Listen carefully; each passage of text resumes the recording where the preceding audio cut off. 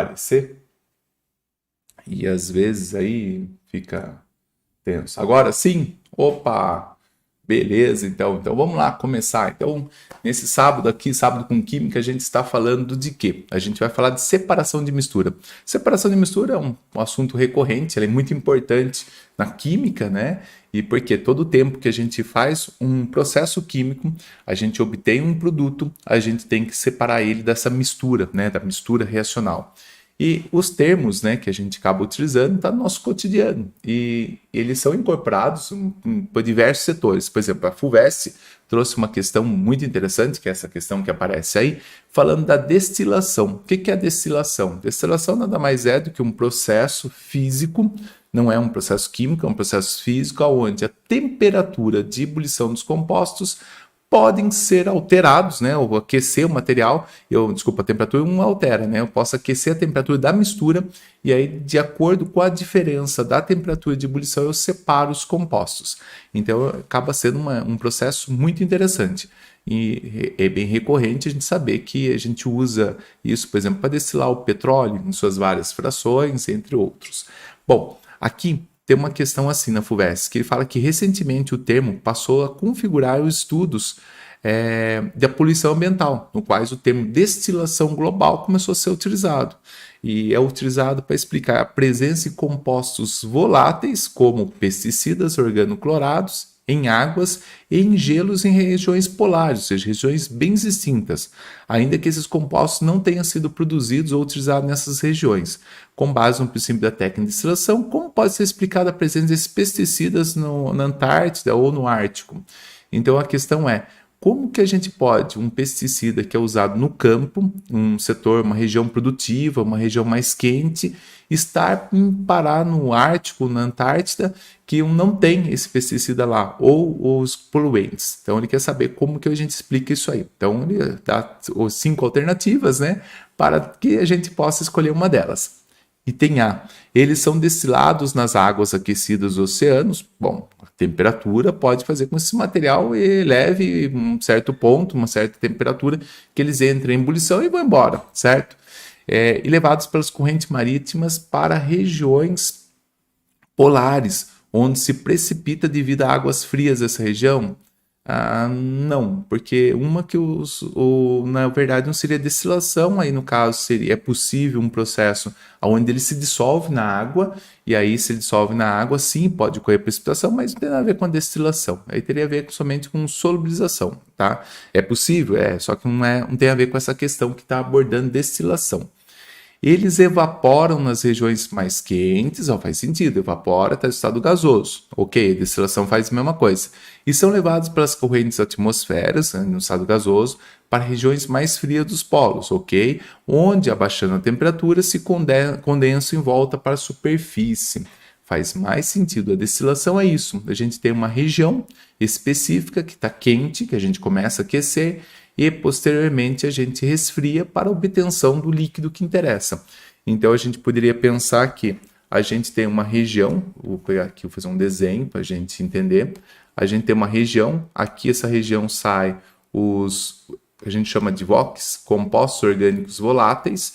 Esses compostos orgânicos voláteis, com ação do vento, eles vão, né, então está aquecido, né, eles estão gasosos, né, eles vão até uma região mais fria, esse gás aqui começa a se condensar, forma então líquidos, os compostos orgânicos voláteis, e aí sim eles começam a decantar ou até mesmo congelar, ficar sólidos nessa região.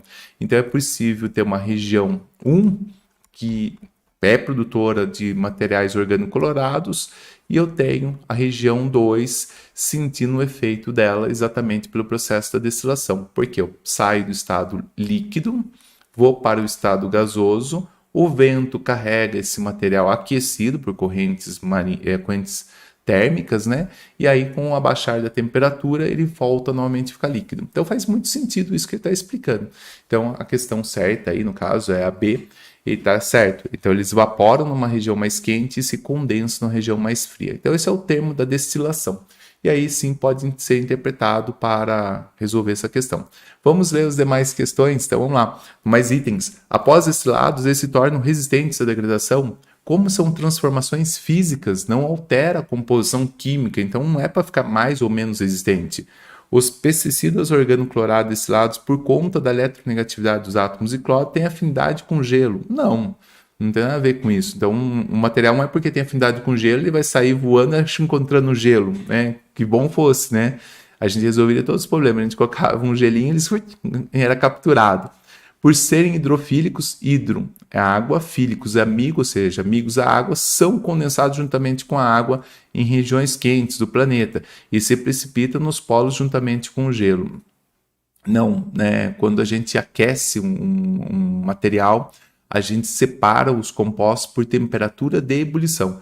Não porque eles têm solubilidades próximas, e sim porque eles têm temperatura de ebulição diferentes.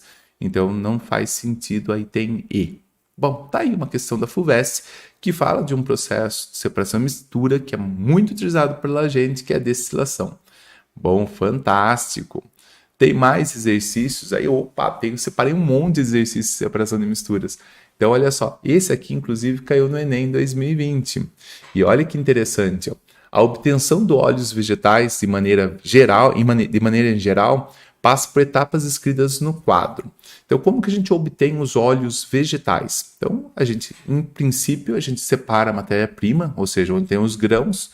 Então, eles fazem uma subetapa, né, que é a seleção dos grãos. Como assim seleção dos grãos?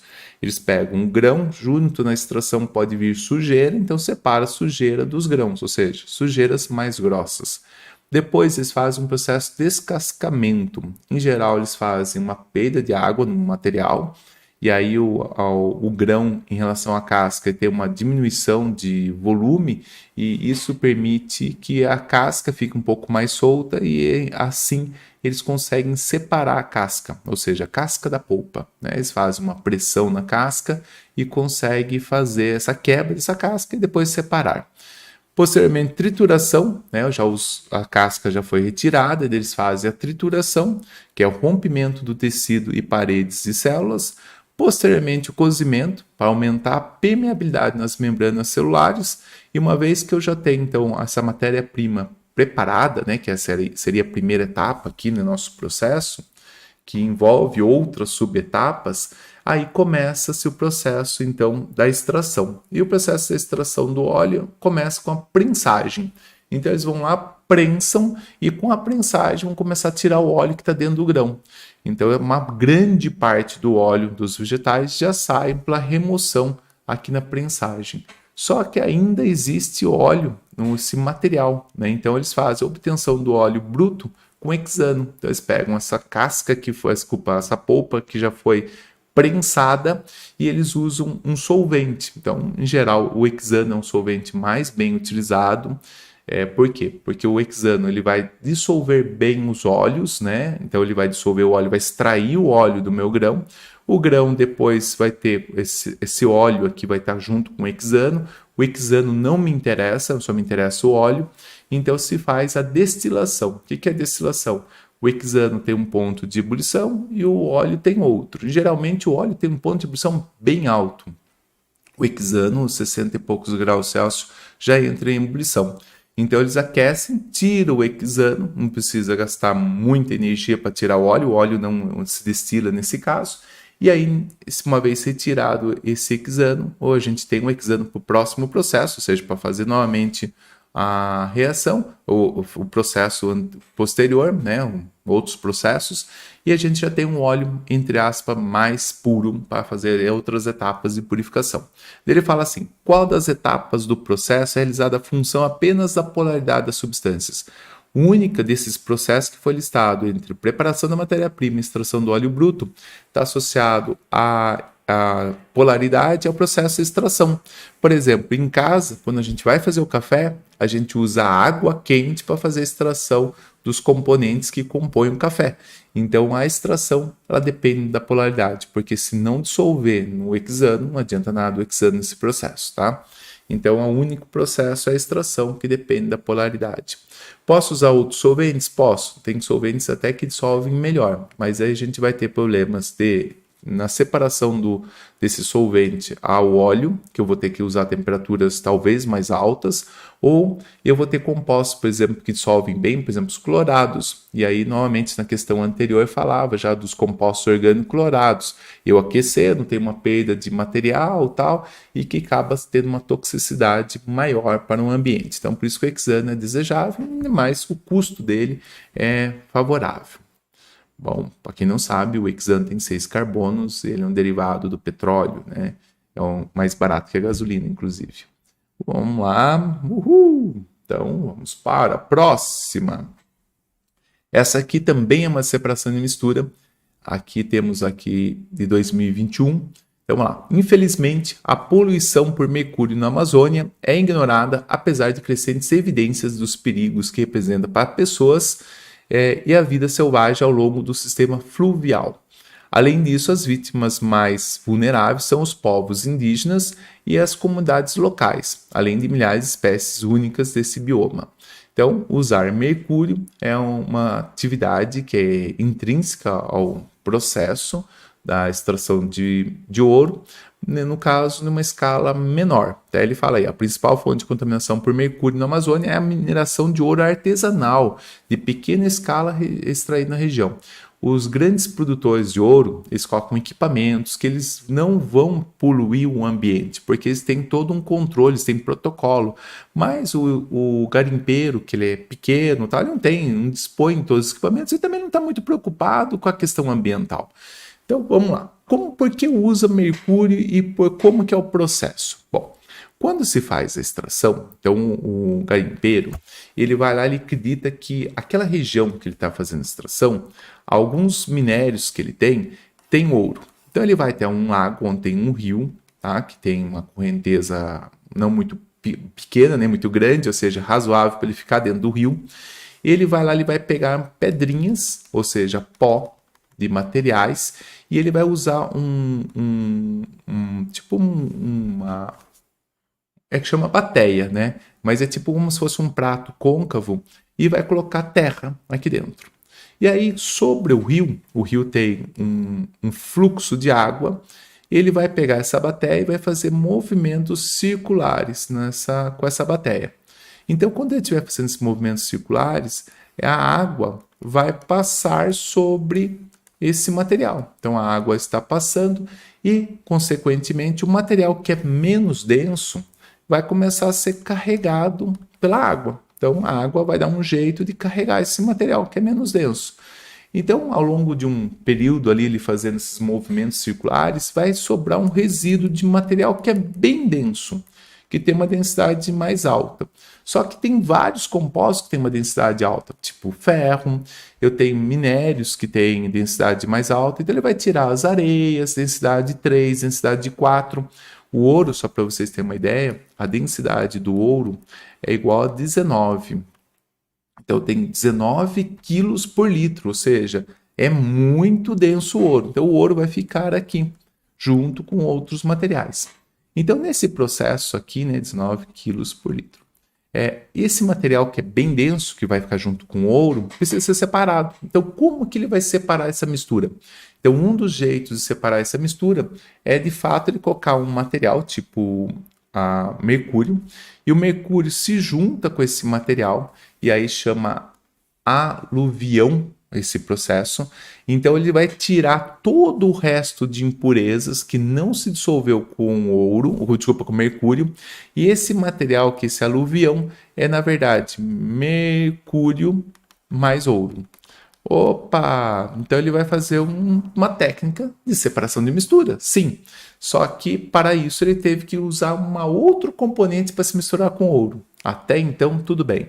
Até esse momento aí, ele não tem uma poluição grande, tem algum fator que ele pode mudar a aeração, a assoreação do rio, ok. Mas o impacto é muito pequeno. A partir do momento que ele colocou mercúrio, ele começou a fazer um processo ali. O mercúrio está líquido, ele se coordena, liga com o ouro, a gente chama esse processo de amálgama, e aí uma vez formado esse amálgama, tá tudo ok. Só que ele precisa tirar o mercúrio. E aí um dos jeitos de tirar o mercúrio é fazendo aquecimento. O mercúrio é líquido, então é um metal que facilmente ele vai para o estado gasoso. Então ele aquece o material, ele vai para o estado gasoso. Uma vez que ele vai para o estado gasoso, eu tiro o mercúrio, vou ficar com o ouro. Então esse processo que ele está fazendo se chama então levigação, tá? E então é o processo que ele vai usar uma bateia, ele vai para o rio, ele vai fazer movimentos circulares, a água vai tirar o material menos denso, ele vai ficar com o material mais denso. Posteriormente, ele vai purificar isso aqui usando mercúrio, e aí que está o processo de poluição ambiental, né? Que ele vai usar o mercúrio, e esse mercúrio, quando aquecido, ele evapora, né? Então, o mercúrio evapora. Então, o mercúrio gasoso, só que quando ele está gasoso, ele não deixou de existir. O mercúrio está lá, só que ele está agora na atmosfera. Quando resfriar um pouquinho, esse mercúrio volta novamente para o solo. E aí que a gente tem a complicação. A gente tem mercúrio no solo que não deveria estar no solo. E detalhe, muito bem espalhado no solo. E aí a gente tem uns probleminhas, por exemplo, o mercúrio para a gente diretamente, só o vapor vai fazer mal, ou seja, esse cara aqui já faz mal para quem está na região e respirar esse vapor de mercúrio, mas outros organismos, como por exemplo um peixe, se a gente pegar um peixe aqui e ele vier aqui comer o mercúrio e uma pessoa comer o peixe, vai ter um grande problema, que é o caso que aconteceu em Minamata, que uma empresa fazia resíduos, né, produzia batom, resíduos desse batom que tinha mercúrio, é despejado num lago, os peixes comiam comiam o peixe, os pescadores comiam peixe daquele lago e acabaram tendo uma grande contaminação naquela região. Então, a gente tem que tomar esse devido cuidado. É uma situação local, mas existente, e tanto a fauna e a flora do rio acabam morrendo por conta desse processo. Então, infelizmente, é um processo que ocorre, né? As pessoas vão em busca de fortunas, né? E tem outra série de problemas sociais com isso, tá? Então, é aqui uma separação de mistura, que a gente faz o processo de levigação, que passa a água, faz a corrente da água, separar os materiais menos densos do mais denso, e o grande pepino do processo é de separar o ouro do restante do material, eles usam mercúrio. Então, a levigação só não teria então esse mercúrio aqui, seria só o cara pegar a bateia e ir pro rio. Ok, então temos aí um caso grave, ambientalmente falando. Vamos lá, item 4. O café é uma das bebidas mais consumidas mundialmente. Então, tem pessoas que tomam café diariamente e mais de uma vez por dia. Para fazer um café de forma convencional, adiciona-se água fervente sobre uma certa quantidade de café em pó e recolhe-se o líquido, então, contendo a fração solúvel do café. Com base nesses processos da cadeia produtiva do café, analisa essas afirmações a seguir. Eu recentemente vi um vídeo de uma pessoa, né, um barista, falando sobre preparo de café. Tem muita gente que fala que aquecer demais a água queima o café. Não, não queima. Eu não sabia disso. Eu ficava sempre deixando a temperatura não muito alta, né? Ou seja, próximo da ebulição. Mas não. Uma coisa que melhorou muito a qualidade do café é exatamente molhar o filtro antes para tirar um gosto de papel que eventualmente acaba tendo. O processo de separação das frações solúvel e insolúvel é denominado liquefação. Então, agora há pouco a gente viu, né, que lá esmagando alguns grãos, né, a gente podia tirar o óleo. Então, esse processo se chama extração, então não liquefação. Então, quando a gente vai separar um material solúvel do insolúvel, a gente chama esse processo de extração. Então, esse item aqui é falso. Então, o 1 aqui não é verdadeiro, tá? É falso. Após a colheita dos frutos do café, o processo utilizado na sua separação de folhas e galhos é por aeração ou ventilação? Sim, então o pessoal vai pegar, fazer as folhas, né? Separa os grãos, aonde tem folhas, aonde tem aquela casquinha tal deles, eles vão usar um vento, né? Que é chamado ventilação, ou aeração, né? Joga-se com uma peneira, os grãos para cima, o vento daí encarrega de tirar daquela região esse material. Então isso aqui é verdadeiro. Então esse item aí é verdadeiro. Deixa eu ver. A presença de compostos orgânicos aromáticos como benzeno é responsável pelo aroma característico dos frutos do café após torrefação e moagem. Apesar do benzeno ser um composto aromático, não está associado ao benzeno, tá? Então, o fato de ser aromático é porque tem alguns compostos chamados óleos essenciais. Então, isso que dá o aroma, né, para o café, mas não necessariamente ao benzeno. Benzeno, sim, é aromático, mas não tem nada a ver com o benzeno. Então, isso aqui é falso. O líquido resultante da passagem de água fervente sobre o pó de café, seguida adição de açúcar e solubilização do mesmo, gera uma solução? Sim. Solução é uma mistura de soluto com mais solvente. Então, sim, isso aqui é verdadeiro. Um dos principais constituintes químicos do café, que compõe seu princípio ativo, é um alcaloide. Sim. Então, a gente chama-se a cafeína, né? Um dos principais constituintes é a cafeína.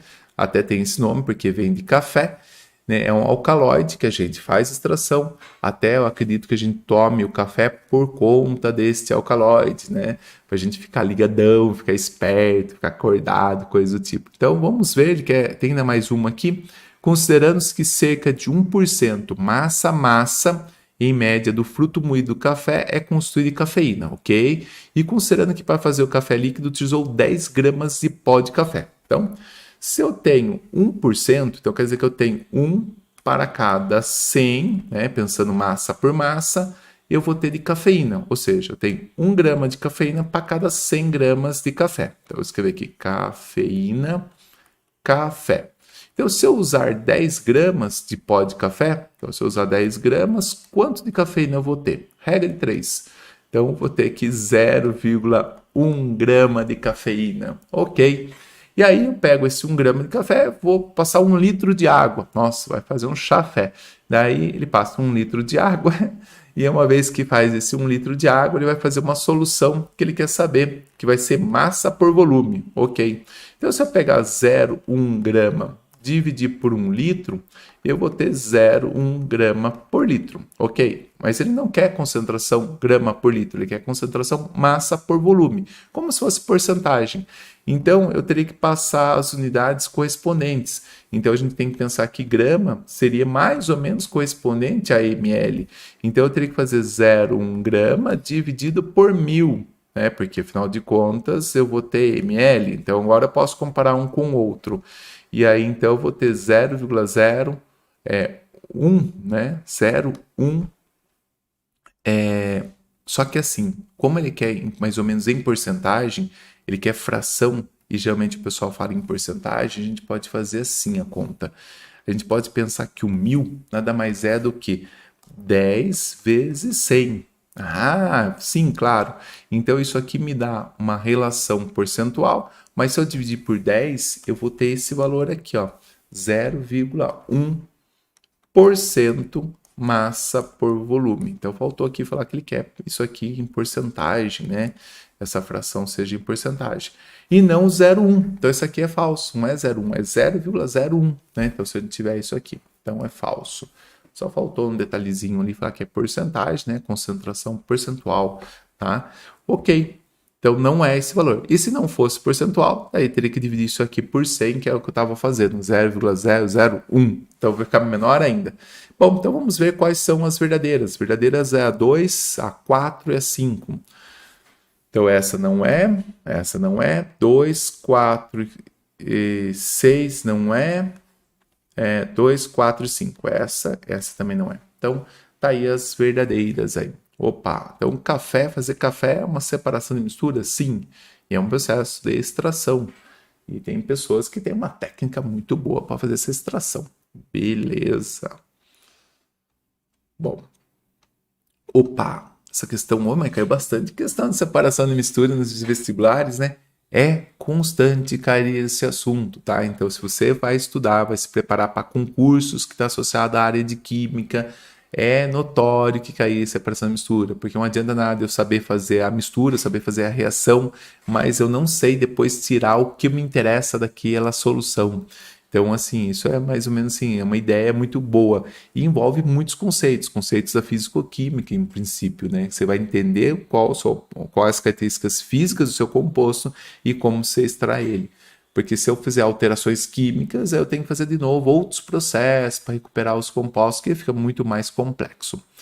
Então tá lá, questão da Unicamp 2021. A forma cristalina de um fármaco é fundamental para seu uso como medicamento. Por quê? Se eu conseguir obter o material de forma cristalina, quer dizer que eu consegui uma grande purificação no meu material. Ou seja, eu consigo fazer uma reação ou um processo que ele se junta, se aglutina, fica sólido. Então, quando ele fica sólido, todas as impurezas dele são retiradas de lado. Então, imagina que eu tenho um material que me interesse seja o vermelhinho aqui. E aí eu vou lá e tenho junto o azulzinho. Ok, então o azulzinho é minha impureza. Perfeito. Eu vou lá e abaixo a temperatura. Na hora que eu abaixo a temperatura, o material começa a cristalizar, ou seja, ele começa a ficar juntinho com o outro.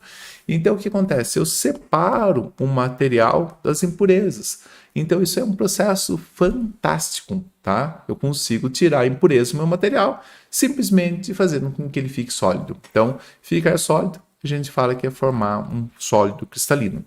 Então, a indústria farmacêutica, após a síntese de um determinado fármaco, deve verificar se ele apresenta como uma única forma cristalina ou uma mistura polimórfica, ou seja, de vários formatos. Uma das formas de purificar um fármaco nessas condições é utilizar um processo de recristalização. O que é um processo de recristalização? É fazer uma cristalização seguida de outra. O que significa? Dissolução do material sintetizado, seguido de cristalização da substância desejada. Então vamos lá. Observe a tabela abaixo de solubilidade em água de uma forma de insulina. Então temos aqui 15 graus Celsius solubilidade de insulina, 25 graus Celsius 0,63, 35 0,92. Ou seja, maior temperatura, maior solubilidade da insulina em água. A partir dessas informações, caso queira purificar uma amostra dessa insulina, seria recomendado dissolver essa amostra em quantidade suficiente de água. Ou seja, então dissolvo ele para posteriormente fazer algum procedimento. Em geral, quando a gente trabalha com solubilidade, a gente faz assim. A gente usa uma temperatura maior, tá? Maior temperatura. Por que maior temperatura? Porque maior temperatura está associado a maior solubilidade. A maior solubilidade. Logo, se você dissolveu esse material, é adequado que a gente dissolva lentamente, para que a gente use pouco solvente. Então, você vai usar pouco solvente, no caso aí a água, porque dissolve em água. Solvente. Nossa, antigamente gastava uma quantidade absurda de material, né, de pâncreas de porco para extrair essa insulina, e para obter uma quantidade tão significativa de insulina. Hoje o pessoal faz tudo sintético, né? Que é muito interessante isso aí. E baixo custo, né? Então, alta temperatura, alta solubilidade, pouco solvente. Legal. O que acontece quando eu abaixar a temperatura? Em alguns materiais, quando abaixa a temperatura, também abaixa muito a solubilidade. Solubilidade. Como eu gastei pouco solvente aqui, o que vai acontecer? Ele vai não ser solúvel, e aí que vai formar sólidos, e aí que é o que entra a parte da química aí. Então, por exemplo, se eu usar, aqui está falando miligramas para cada ml. Então, por exemplo, eu vou apagar essa parte aqui, para a gente entender bem. Então, vamos supor que eu pegue 1 ml, e aqui eu vou dissolver a 35 graus Celsius. Eu vou dissolver, então, 0,92 miligramas da insulina. É lógico que eu poderia trabalhar com um volume maior, mais massa de insulina. Mas vamos pegar isso aqui que já nos basta.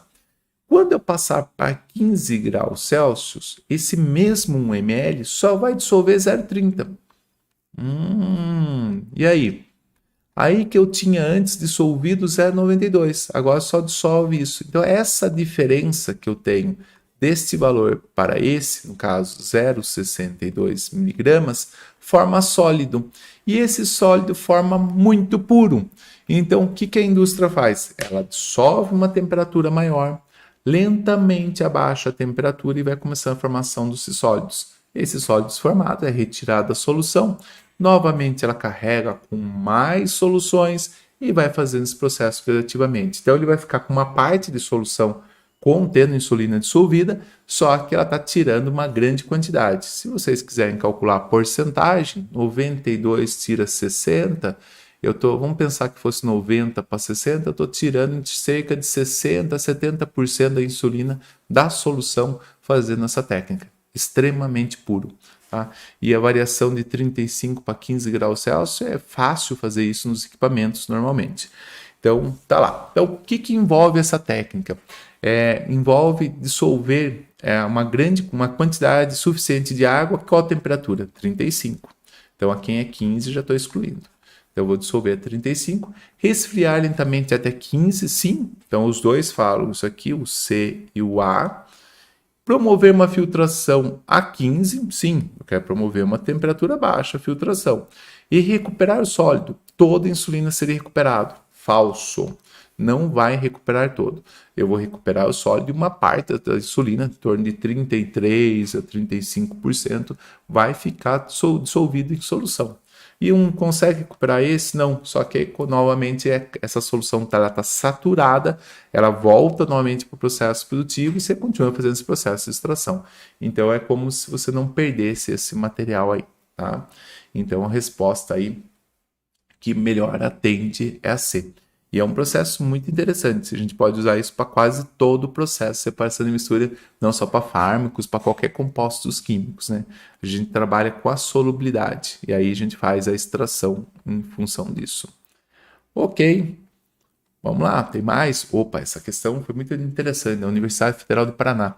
Achei assim, muito essencial essa questão, né? Bem bonitinha. Que geralmente parece umas questões de química, de separação e mistura, que o cara coloca como separa a areia do sal, né? Daí o aluno fala, coloca água, dissolve o sal, deixa a areia sólida, filtra e tem água com sal, faz a destilação e separa, né? É meio intuitivo, né? É muito simples, né? Aqui ele deixou alguns dados, então eu achei assim uma cara mais química do negócio, né?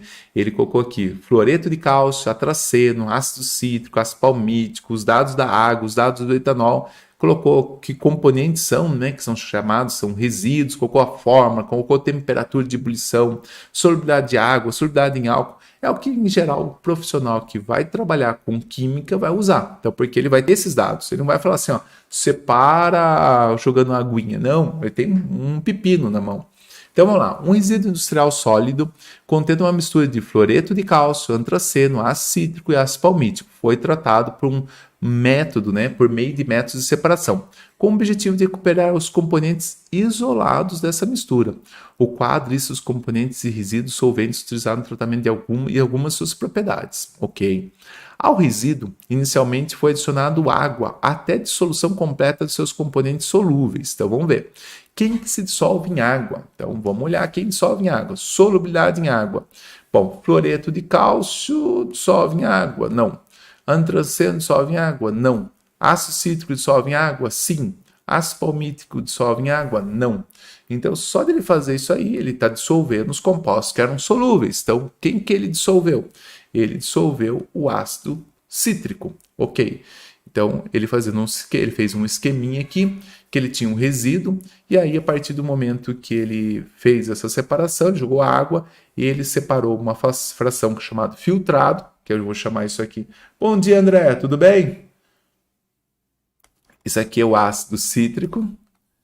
O André já não passa mais por isso. Agora o André já está sossegado.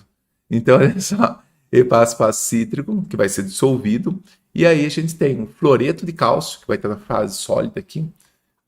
Fluoreto de cálcio. A gente vai ter o antraceno. Agora tem que ler lá.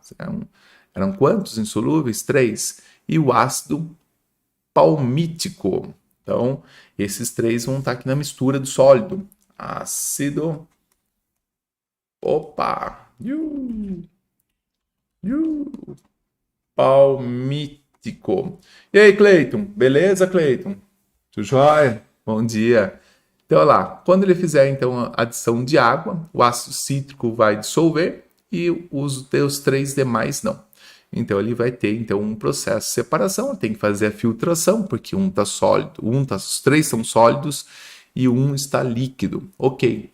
Em seguida, foi realizada uma filtração, modo de separar o sólido da parte líquida. Ok. Ao sólido separado, foi adicionado etanol até a dissolução completa dos componentes que são solúveis em etanol. Bom, então desses 3 aqui que a gente tem, que é o que é o fluoreto de cálcio, o antraceno e o ácido palmítico, eu joguei etanol. Qual que fica solúvel? Fica solúvel somente o antraceno, e o ácido palmítico, né? O fluoreto de cálcio não. Então, se o fluoreto de cálcio não fica solúvel, eu já consigo separar desses três, esse carinha aqui, o fluoreto de cálcio. Então, o fluoreto de cálcio, colocando etanol, ele vai ficar aqui embaixo. Fluoreto de cálcio. Perfeito. Então, aqui eu tenho ácido palmítico e eu vou ter aqui o antraceno. Então, ele fez um procedimento de separação de mistura aí. Ok? Ele pergunta no item A, quais substâncias estão presentes na fração 1? Bom, aí na fração 1, esse cara aqui, ó. Esses três carinhas. Então, eu tenho o ácido palmítico, o antraceno e o fluoreto de cálcio. Quais substâncias estão na fração 3? Então, fração 3, né? Qual substância seria o fluoreto de cálcio? Perfeito. Ao término dessa rota de separação, não foi possível separação de todos os componentes, ok? Quais componentes continuam misturados? Continua misturado o ácido palmítico e o antraceno. Então, ele não separou esses dois. Justifique sua resposta. O ácido palmítico e o antraceno têm solubilidades semelhantes. Então, como ele usou somente o processo de solubilidade e a solubilidade deles eram semelhantes, insolúvel, solúvel, insolúvel, solúvel, não vai conseguir separar. Eles vão perguntar qual seria a técnica de separação do ácido palmítico com o antraceno. De fato, bem complexo. Por que bem complexo? A temperatura de ebulição dele, se vocês forem pensar, é diferente. Tem 10, 11 graus de diferença. Só que está próximo. Então, é bom quando a gente tem uma grande diferença na separação. Mas é possível, sim, uma destilação cuidadosa, separar eles, tá? Então, é possível uma destilação cuidadosa. Outra característica que pode ser visto, que aí não foi colocado, seria, por exemplo, ponto de fusão. Qual seria a temperatura de fusão dele, qual seria a solubilidade dele em função da temperatura, né? Já que é solúvel em álcool, mas em qualquer proporção, em qualquer temperatura. Então, podia ser explorado esse dado, né? Pensar na fusão, né? Qual que é a temperatura que levaria à formação de fusão, coisas do tipo, né? Tirar o solvente, assim por diante. Bom, a fração 4, o solvente etanol permanece junto com o componente do resíduo. Sim. Então, a partir do momento que eu coloquei aqui no fração 4, eu tenho o solvente, ácido palmítico e antraceno. Qual técnica de separação é adequada para a separação e coleta do solvente dessa mistura? Bom, para a gente tirar o etanol, como a gente viu aqui anteriormente, o etanol tem um ponto de ebulição bem baixinho, né, 78 em relação aos outros dois. Então, simplesmente aquecer até chegar a 78 graus Celsius, a gente tira o etanol dessa mistura, tá? Então, essa é uma possibilidade. E aí ficaria o ácido palmítico com o antraceno. Outra possibilidade que não foi colocado aqui é fazer uma extração com solvente, né? Então, eu poderia usar um outro solvente, né? Um outro solvente que tivesse solubilidades semelhantes e tentar separar eles por essa propriedade aqui, porque o ácido palmítico ele faz ligação de hidrogênio, é mais polar do que o antraceno. Ele não pede isso, mas é uma possibilidade. Então, faria destilação, era um método para separar essa mistura aí. Ok, maravilhoso. Uhul. Ó, coloquei mais um. Opa, mas tudo exercício recente, hein? Unesp, o Enem, FUVEST, Unicamp, tudo caiu questão de separação e mistura? Sim. Então, vamos lá. Por que o biogás é uma opção de energia renovável? Interessante. O biogás é um biocombustível gasoso produzido a partir da decomposição de matéria orgânica por bactérias chamadas fermentadoras, em um processo chamado biodegradação anaeróbica, ou seja, um processo que ocorre na ausência de oxigênio. Nesse processo produz um gás rico em metano, que é o CH4, de 40% a 80% da sua composição, sendo o restante um composto que tem chamado dióxido de carbono, que tem oxigênio, e pequenas quantidades de hidrogênio, nitrogênio, amônia, sulfídrico, entre outros. O açúcar que vai dar o cheiro, o gás metano não tem cheiro, tá? Gás metano, o CO2 não tem cheiro. Quem vai dar o cheiro para nossa mistura e vai falar assim, nossa, que coisa cheirosa, é esse ácido sulfídrico que tem cheiro de ovo podre. Para gerar energia elétrica usando biogás, utiliza-se a conversão de energia química do gás em energia mecânica, por meio de um processo controlado de combustão, que ativa um gerador. O biogás também pode ser purificado para a geração de biometano, que é equivalente ao gás natural veicular. Então, na verdade, a gente tem o quê? A gente tem lá uma região específica que a gente tem agropecuária, esses bichinhos geram, né, resíduos, né, os cocozinhos deles. Esses cocozinhos têm todo um tratamento para não ter problemas patogênicos para o ser humano, então tem entrado material orgânico. Nesse biodigestor ocorre então um processo de fermentação que vai começar a formação de gases. E esses gases, então, são purificados, passam para um gerador, queimam. Uma vez que queimam, o gerador, né, acaba fazendo energia mecânica, né, ou seja, energia cinética. Essa energia cinética você pode ligar uma bobina, e aí você tem essa bobina que consegue gerar corrente elétrica. Ou simplesmente já formar o gás natural, como está sendo colocado aqui. A proposta é um ou outro, tá? Simplesmente para queimar, e o carro usa essa energia mecânica lá no carro. Daí coloca aqui, a tabela a seguir compara composições químicas dos principais componentes do biogás e o biometano. Então, o biometano tem uma porcentagem de metano muito alta e uma quantidade muito pequena do dióxido de carbono. O biogás já tem o dióxido de carbono nele, tá? Porque é um processo que é intrínseco, ele acaba formando junto com a mistura. E aí está uma situação, né? Eu produzo biogás, mas eu preciso de biometano, né? Para a obtenção do biometano a partir do biogás, esse deve-se passar por uma purificação. Então é possível retirar essa quantidade de dióxido de carbono, ou seja, o CO2 dessa mistura, de modo a aumentar o teor de metano e diminuir o dióxido de carbono. Um procedimento que pode ser empregado para essa finalidade é fazer o biogás borbulhar em uma solução aquosa concentrada de ácido clorídrico. Bom, um dos jeitos é pensar o seguinte: o CO2 ele dissolve em um solvente, e o solvente que ele dissolve é a água. E se ele dissolver na água, ele forma ácido carbônico.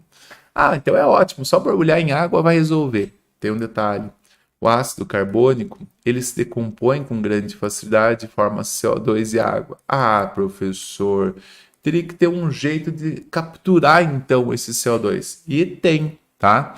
Se eu usar o CO2, a gente chama de óxido ácido, porque ele reage com água formando um ácido, que é o ácido carbônico. Então, se eu colocar uma solução básica, ele vai reagir e formar um sal. Então, olha só, borbulhar com uma solução de ácido clorídrico não vai resolver nada. Então, não resolve. Borbulhar a solução com uma solução saturada de hidróxido de cálcio, aí parece que resolve. Por quê? O CO2, ao reagir com o hidróxido de cálcio, ele vai formar um componente chamado carbonato de cálcio, que é um sal, e é sólido. Então eu tiro ele da solução e não crio uma outra expectativa para ele voltar para a solução. Então talvez esse seja a melhor resposta para esse exercício. Mas vamos ver as demais. Atravessar tubulações preenchidas com secante sílica gel. O secante tiraria água. Então vamos supor que se meu biometano tivesse uma porcentagem de água alta, eu tiraria água, tá? Então seria uma possibilidade, mas não é nosso caso. Atravessar filtros de areia, como empregado nas estações de tratamento de água, isso serve para retirar resíduos sólidos. A gente tem gases, então não vai resolver nada aqui. Atravessar filtros de papéis, como empregado nos filtros de ar em automóveis. Novamente, serve para separar partículas, né? O fluido de partículas. Nosso fluido, gás dióxido de carbono e gás metano, se tiver material particulado, eu poderia usar esse método, mas não é o adequado. Então, o mais adequado, sim, é passar por uma solução de hidróxido de cálcio, que tiraria o CO2 dessa mistura e deixaria minha solução com biometano. Ok.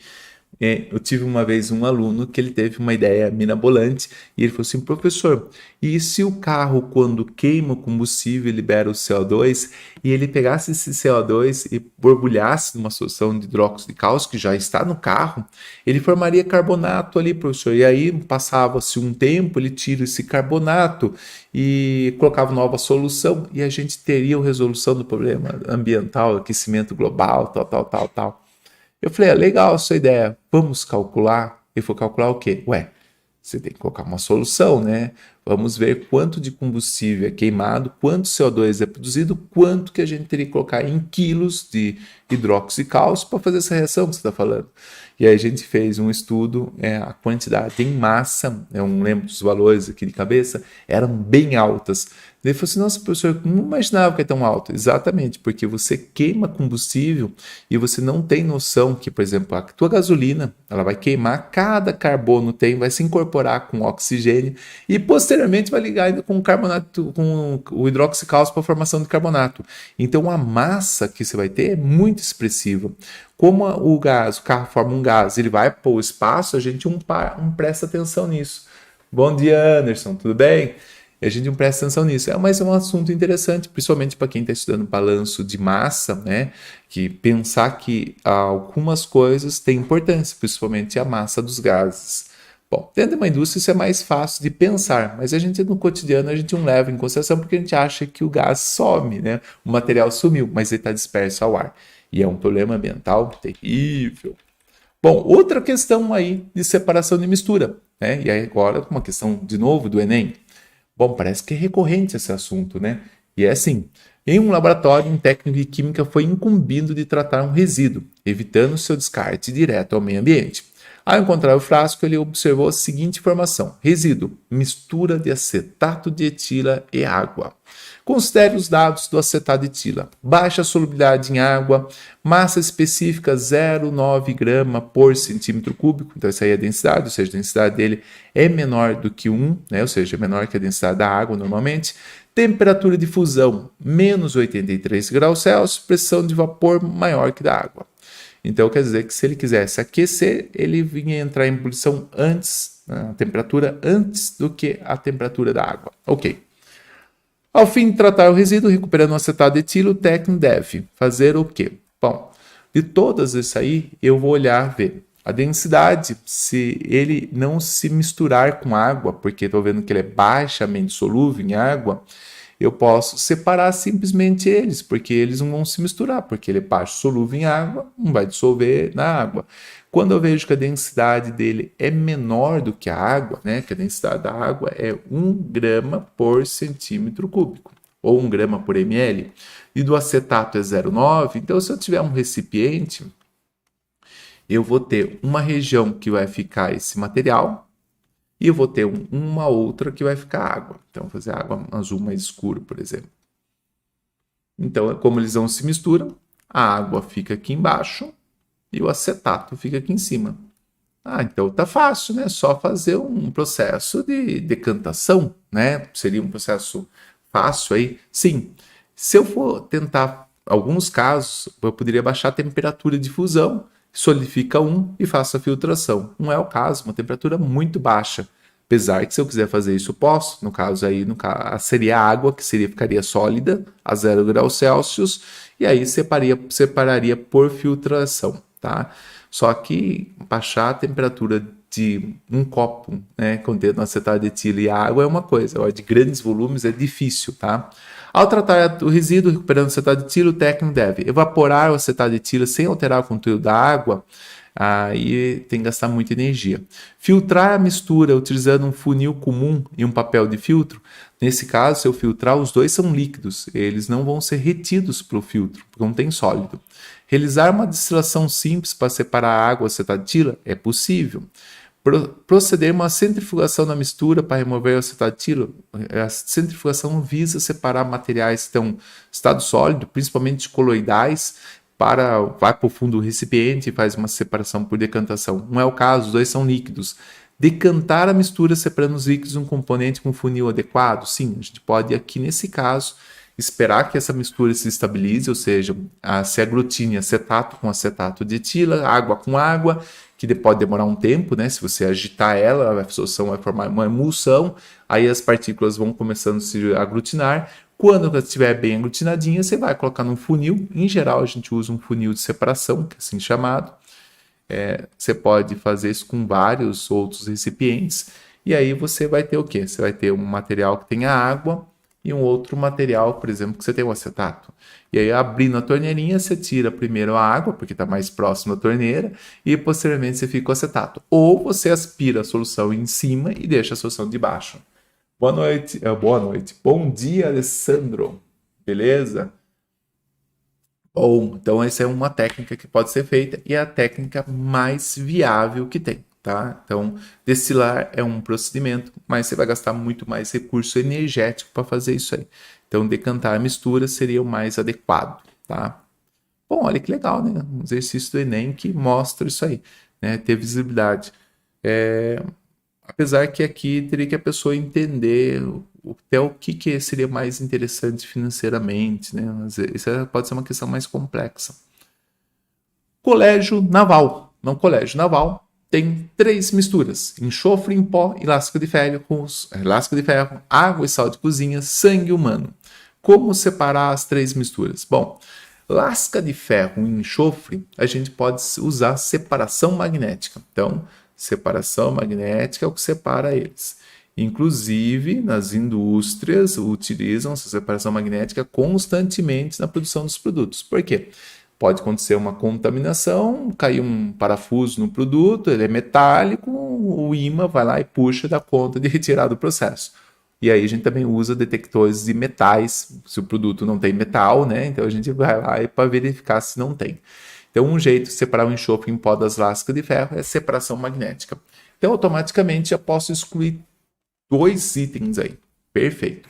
Água e sal de cozinha. Bom, a água e sal de cozinha é muito simples, né? Então, se eu pegar a água, colocar no sal de cozinha e dissolver o sal de cozinha, só tem um jeito: tirar a água, né? E um jeito para tirar a água, eu poderia fazer evaporação. É um processo simples, lento, é só ter paciência. A água vai evaporando, vai formando os cristais de novo. Mas se eu não tiver muita paciência, é só aquecer. E quando eu aquecer essa mistura, vai sair a água e vai ficar somente o sólido.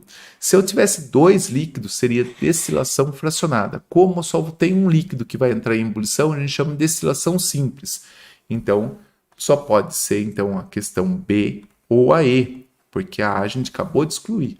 Ela não é fracionada. Fracionada se fosse, no caso, álcool e água. Aí eu tenho uma temperatura de ebulição para o álcool, uma temperatura de ebulição para a água. No caso, sal de cozinha não tem temperatura de ebulição? Tem, 3.000 lá vai pedrada. Uma temperatura de ebulição extremamente alta. Então, na hora que eu tirar a água, eu já tenho um sal. Então, não tem por que fazer a destilação do sal. Sangue, glóbulos vermelhos e plasma. Aqui no sangue, essas partículas que compõem o glóbulo vermelho, eles são chamados soluções coloidais. O tamanho das partículas são muito pequenas que a gente não consegue olhar a olho nu. Inclusive, se vocês já se cortaram, vão perceber que ao sair o sangue, depois de um certo tempo ele aglutina. Então, porque tem um sólido, é que nem um leite. Então, é uma solução coloidal. A gente percebe a solução coloidal por um fenômeno muito simples, a passagem de luz. Se a gente olhar o leite, a gente pensa que é homogêneo, né? Mas se eu jogar um feixe de luz, né, pegar uma lanterna lá, tal, e essa lanterna iluminar a minha solução, eu vou perceber que a lanterna vai iluminando, ela começa a espalhar na solução e ela não passa do outro lado. Por quê? A luz vai batendo nas partículas e começa a ocorrer, então, o espalhamento. Agora, quando a solução passa e eu não vejo nada, nenhuma faixa, nada, eu quero dizer que a minha solução é chamada solução verdadeira, totalmente homogênea. Então, no caso, o sangue nosso é uma solução coloidal. Então, se eu tenho essas partículas, tem um jeito de separá-las. Eu posso fazer a centrifugação, que acelera o mecanismo de aglutinação e elas vão para o fundo. Então, uma vez que elas vão todas para o fundo, eu consigo separar os glóbulos vermelhos do plasma, que seria a parte líquida do nosso sangue. Então, seria essa parte aqui. Resposta aí. A destilação degradaria o sangue e não conseguiria fazer nenhum outro estudo posterior. Opa! Tá bonito, hein? Aqui eu resolvi pegar umas questões mais tranquilas dos colégios técnicos, né? Então, aqui a gente tinha aqui uma que é do Colégio Naval, agora separei aqui do Colégio Técnico de Campinas, famoso Cotuca. A lama que vimos pintar de marrom a paisagem de Brumadinho consiste nos restos que permanecem após um processo chamado extração e beneficiamento do minério de ferro. A parte economicamente importante do minério é o ferro, é a hematita, o qual é misturada com outros minerais. O principal deles é a areia, é CO2. Para descartar a areia, o minério de ferro é triturado, depois ele é jogado em grandes tanques, nos quais o mineral leve, a areia, flutua em uma espuma, e o mais pesado, hematita, afunda. Como o minério é moído, o rejeito é composto por partículas finas, o tamanho delas varia desde uma areia fina até a mais grossa, até a argila, que pode ser muito fina, e se junta com água e forma lama. Esses rejeitos, portanto, saem dessa forma lamancenta e, uma vez separados da hematita, eles precisam ir para algum lugar. Uma das opções é a barragem. Então, o processo de separação e mistura que envolve um custo operacional para tratar o resíduo muito alto. Então, eles fazem a barragem, deixam lá, vamos ver o que acontece depois de um dia. A gente já sabe o que acontece quando dá acidente. Considerando a parte negrita do texto e os seus conhecimentos de separação e mistura, quais deverão ser os procedimentos para separar a areia da hematita? Então, esse primeiro processo que ele tritura o material e joga em água, e o material vai subir, junto com essa espuma, isso vai ser chamado de flotação. Então, o único que tem flotação é aí aqui. E a outra parte que vai ao fundo, porque ele é mais denso, uma parte flutua, flotação. E outra parte que é mais denso, afunda, que é o caso da hematita, que vai formar a lama lá, é a decantação. Então, a técnica associada aí a essa separação é flotação e decantação. Em alguns casos, eles chegam a injetar até mesmo ar. E aí, Francisco? Tudo bem, Francisco? Maravilha. Eles chegam a jogar ar, ar comprimido, exatamente para favorecer a flotação. E aí, uma vez que eu faço isso, eu consigo ter uma separação de mistura mais adequada. Maravilha. COTIL, Colégio Técnico de Limeira. Então, no trecho a seguir, é apresentado um relato de um integrante da tribo Chavante sobre o processo de obtenção do corante urucum, muito utilizado pelos povos indígenas e pela indústria alimentícia. As sementes são colocadas num pedaço de couro de veado para serem socados com o auxílio de pedras. Esse processo ajuda a retirar e a desgrudar e extrair o pigmento urucum. E tem um texto aí do Marcelo Franco Leão, tal. As substâncias responsáveis pelas tonalidades vão de amarelo ao vermelho no urucum. Se chama bichina, que apresenta a fórmula molecular tal e forma estrutural tal. Então tá aí a estrutura, o fato de ter essas ligações aqui. Dupla, simples, dupla, simples, dupla, simples, dupla, simples, dupla, simples, dupla, simples, dupla, simples, dupla, simples. Aqui também tem mais dupla aqui. E aqui também, que o C dupla O, eles têm uma chamada conjunção pi. E essa conjunção pi, dessas várias duplas, tem um comprimento de onda na região do visível e tem uma absorvidade molar muito alta. Então, quer dizer que esse material, um pouquinho dele, consegue colorir bastante quantidade de água, ou seja, tem uma impressão aos nossos olhos muito grande, e por isso que a gente chama de corante, Usa pouquinho e colore muito fortemente a água. Então, a gente acha que tem muito material. Durante a extração do urucum são realizados alguns processos de separação e mistura, como destilação, filtração, decantação.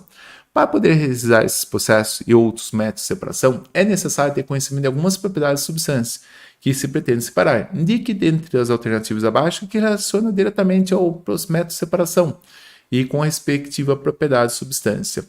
Evaporação está associado ao ponto de... ao ponto de ebulição. Fusão.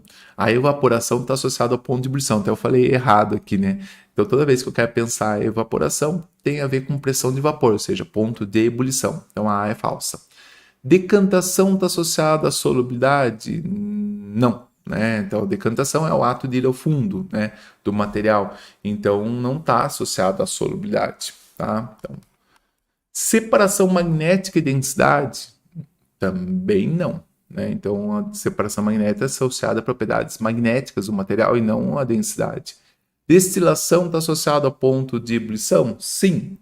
Então, se eu quiser separar um material, eu tenho que saber que ele tem que ter qual temperatura de ebulição para que eu dê aquela temperatura para que ele possa entrar para o estado gasoso, sair da parte líquida e sim conseguir separar dos demais materiais. Opa! Vamos lá para a última do dia. As populares pilhas zinco-carbono, chamadas alcalinas e de Le Chanclet, são compostas por um invólucro externo de aço, uma liga ferro-carbono. E um ânodo, que é o ânodo é quem está sofrendo oxidação, quem está dando o elétron, que no caso é o zinco metálico. E um cátodo, né? Cátodo seria uma parte da pilha interna que vai estar em contato com um material que é um eletrólito. Esse cátodo é o que está sofrendo a redução e que vai receber os elétrons. E um eletrólito de óxido manganês mais cloreto de amônio ou hidróxido potássio. Se for de potássio, a gente vai ter então, se for de potássio, a gente vai ter um elemento alcalino, então a gente vai chamar de pilha alcalina. Contido uma massa úmida de carbono chamada de pasta eletrolítica. Os processos de reciclagem, geralmente propostos para essas pilhas usadas, têm como partida a moagem, ou seja, tritura o material, e na sequência, uma das etapas é a separação do aço presente no invólucro externo dos demais componentes. Então, eles tiram um aço, né, que se tem nesse material, né, e também vão tirar o zinco. Qual o processo aplicado à pilha moída que permite obter essa separação? Catação manual, ação de um eletroímã, calcinação em um forno, fracionamento por densidade, dissolução do eletrólito em água. Bom, então, no caso aqui, a sequência, né, separação do aço, a separação do aço aqui, que é uma etapa importante para a obtenção desse resíduo e recuperar ele, a gente separa metais, né, no caso ferrosos, com ímã. Então, a ação do ímã seria a ação que permitiria retirar o ferro. Daí é lógico que as pessoas se interessam. E os demais? Bom, os demais, eu posso separar o zinco dos demais, por exemplo, dissolvendo os componentes ali e tirando o zinco também. E aí, uma vez separados os componentes que são os demais, que é o óxido de manganês, ou a base e tal, com dissolução em água e posteriormente algumas outras reações para fracionar os materiais. Isso aqui o pessoal já tem feito, tá? E a gente sempre esbarra um processo de reciclagem que é o custo final, né? Então, às vezes, o custo de fazer todo o processo encarece o processo de reciclagem. Não é que não seja possível reciclar, mas os componentes que eu obtenho posteriormente são mais caros do que comprar novo, às vezes. E aí talvez torne-se o processo de reciclagem inviável. Não é que ele não seja possível, mas inviável economicamente. Bom, tá aí. Então, tá aí esse processo de separação e misturas. 12 exercícios hoje a gente resolveu nesse sábado. Então, agradeço aí aos pessoal que está aí acompanhando a amizade e tudo mais. Gostaram do vídeo, compartilhem com seus amigos, curtam o canal, ajuda bastante o canal a crescer aí, mais pessoas verem esse assunto da química.